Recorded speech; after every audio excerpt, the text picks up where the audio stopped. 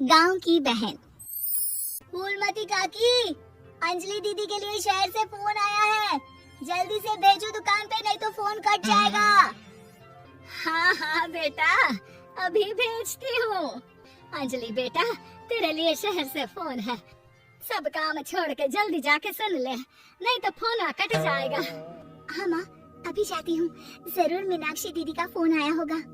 हाय अंजलि। नमस्ते दीदी, मेरा मतलब हाय, कैसी हो आप? यहाँ तो सब ठीक है, मामा मामी कैसे हैं? तू कैसी है? मेरे तो एग्जाम्स होने वाले हैं, हर रोज कॉलेज जाना पड़ता है, lectures, extra classes, private coaching. ओ मैं तो इतना थक जाती हूँ, क्या बताऊँ। आपकी कॉलेज वाली बहन जी आपको इतना पढ़ाती है, तो घर कब जाती हैं आप दीदी? अरे नहीं नहीं, ये सब सिर्फ मेरी प्रोफेशन ही पढ़ाती, मैं अलग से दूसरी टीचर्स के पास भी पढ़ने जाती हूँ। दीदी फिर तो आप बहुत थक जाती होगी ना, आप ना पैदल मत जाया करो, टांगा ले लिया करो दीदी। नहीं मेरी भोली बहन, ना मैं पैदल जाती हूँ, ना ही यहाँ टांगा मिलता है, मैं बस से जाती हूँ और थोड़ी दूरी के लिए रिक्शा ले लेती हूँ। सच्ची? वहाँ पर टांगे नहीं बस चलती है? वाह, वो भी हर रोज? हमारे गांव में भी बस आती है, दिन में 2 बार। यही तो खास बात है शहर की, यहाँ बसें पूरा दिन दौड़ती हैं सड़कों पर, और सिर्फ बसें ही नहीं, कार, स्कूटर और ट्रक भी। और तो और थोड़ी दूरी पर तो हवाई जहाज भी है, जहाँ से हवाई जहाज आसमान में उड़ते हैं। अच्छा दीदी, मैं फोन रखती हूँ, बुआ जी फूफा जी को मेरा नमस्ते कहना। हाँ माँ, हम लोग शहर में क्यों नहीं रहते? बुआ जी, फूफा जी और मीनाक्षी दीदी तो शहर में ही रहते हैं। अरे क्योंकि तेरे बुआ जी की शादी शहर में हुई थी, इसलिए बेटा। शादी से पहले वो भी तेरे पापा और दादा दादी के साथ गांव में ही रहती थी। तो फिर माँ, मुझे शहर भेज दो ना, मैं भी शहर देखना चाहती हूँ। इतनी बार मीनाक्षी दीदी से शहर के बारे में सुन चुकी हूँ, अब मैं भी वहाँ जाकर देखना चाहती हूँ। बस आप मुझे शहर भेज दो। ठीक है, इस बार गर्मियों की छुट्टियों में कुछ दिन रह आना शहर, अपनी बुआ के घर। अब तो खुश ना? हाँ माँ, बहुत खुश। आप देखना, मैं शहर जाके कितने मजे करती हूँ।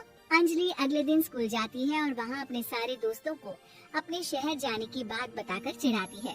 अरे श्रद्धा, शीतल, सरोज, तुम लोग इन गर्मियों की छुट्टियों में कहाँ जा रही हो? एकादशी वाले गांव के मेले में। हम तो दूसरे गांव में नानी के घर जाएंगे, उनका घर नहर के किनारे है, बड़ा मजा आएगा।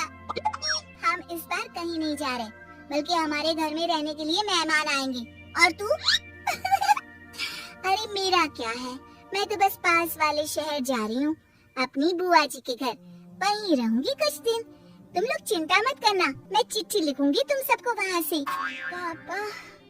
पापा मुझे तो चक्कर आ रहे हैं, जी घबरा रहा है। बेटा, शहर आने की जिद भी तो तूने ही की थी, अब पहली बार बस में चढ़ी है तो यही होना था, भुगतो अब। अरे मामा जी, अंजलि, आप लोग आने से पहले बता तो देते, मैं लेने आ जाती बस स्टैंड तक। आओ आओ भैया, आओ बेटी अंजलि। माँ बुआ जी कैसे हैं वहाँ, और भाभी कैसी हैं? सब ठीक है, बस अंजलि जिद कर रही थी कुछ दिन आप लोगों के साथ रहने की, सो छोड़ने आ गया। दीदी, आप मुझे शहर घुमाने ले जाओ ना, मुझे भी शहर देखना है। हाँ हाँ चल, तैयार हो जा जल्दी से। अंजलि तैयार होने जाती है और कुछ देर बाद जब बाहर आती है तो अरे ये क्या कर दिया तूने?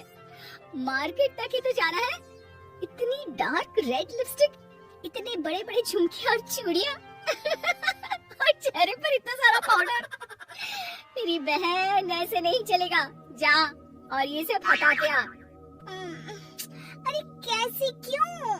मैंने शहर आने के लिए इतनी मेहनत से ये सब इकट्ठा किया था, और वैसे भी मैंने देखा है मोहल्ले की राधा काकी के टीवी पर एक फिल्म चल रही थी, उसमें हीरोइनें ना ऐसे ही तैयार होकर जाती है घूमने। सब पता है मुझे, मैं तो ऐसे ही जाऊंगी दीदी।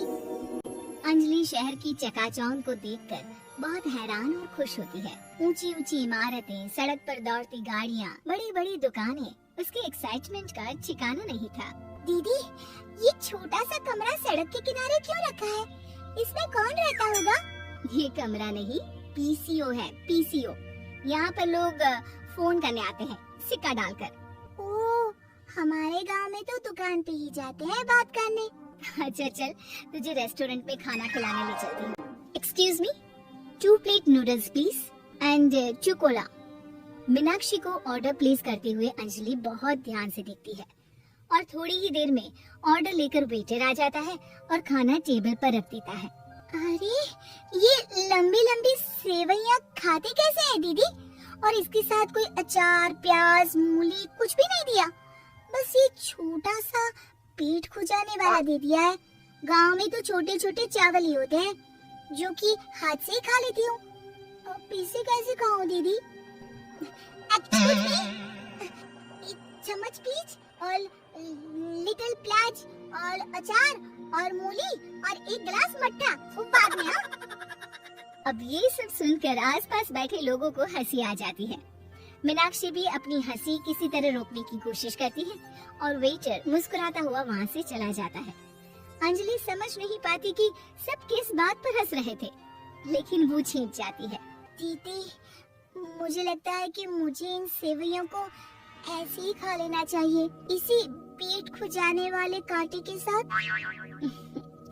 एक काम कर, तू मुझे खाते दे, जैसे मैं खाऊं तू भी वैसे ही खा ले। ठीक है दीदी। अंजलि खाते खाते नूडल्स में सिरका ज्यादा डाल देती है, फिर ऊपर से नमक दानी से खेलते हुए काफी नमक भी अनजाने में छिड़क लेती है। अरे ये क्या क्या खा लिया? अरे हाय हाय, कितना कड़वा है। पानी पानी, ये काला शरबत ही पी लेती हूँ। और जल्दबाजी में अंजलि जल्दी जल्दी कोला पी लेती है, जिससे उसके नाक में झनझनाहट होती है।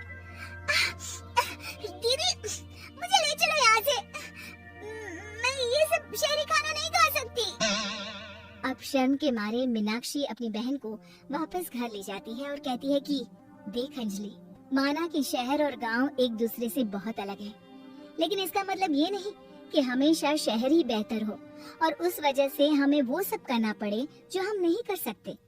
शहर में सहूलतें तो है ही, पर चुनौतियाँ भी हैं। हम जहाँ भी रहें, हमें कभी अपने आप को कम या ज्यादा नहीं समझना चाहिए। हर किसी भी नई जगह में ढलने में समय लगता है, उसके लिए तुम्हें दूसरों की नकल करने की कोई जरूरत नहीं है। बेटा, घूम लिया शहर या अभी और घूमना है? नहीं पापा, मैं अपनी गलती समझ गई हूँ। आप गांव ही ले चलिए मुझे।